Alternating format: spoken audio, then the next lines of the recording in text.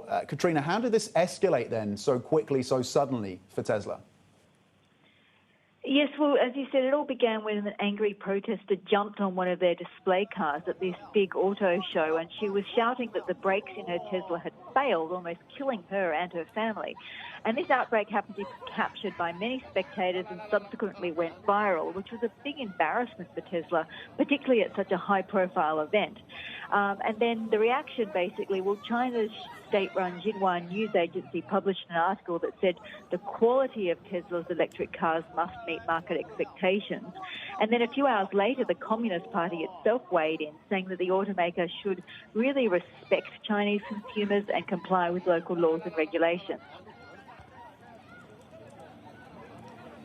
Okay, Katrina, they had a bit of a honeymoon period here after they opened their Shanghai factory very quickly, indeed.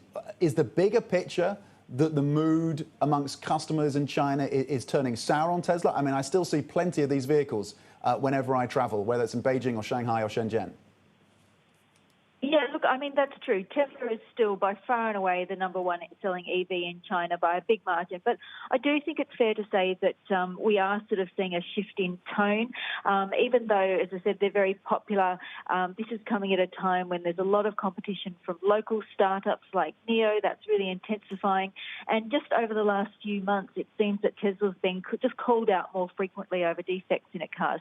So I would say that's a fair assessment that the tone or the honeymoon period may be coming to an end.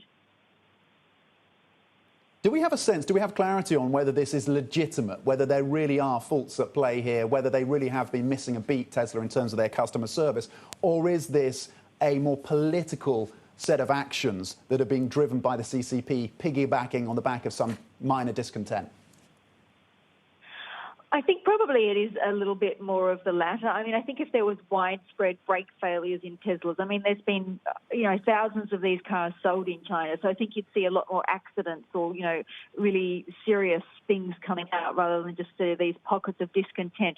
So I don't think it's sort of a wholesale problem with the cars, but I think what you are seeing is a sort of a reaction to what is seen as Tesla's arrogance with the way it deals with customers. It sort of, it adopted a much more conciliatory tone after sort of almost brushing off this protester on Monday. I think that irks definitely consumers in China. And also, as I mentioned, they've got a lot more choice these days. They can buy local made, and that does seem to be a tone not just in EV space in China, but across the suite of consumer products, especially against the backdrop of some geopolitical tensions between the US and China.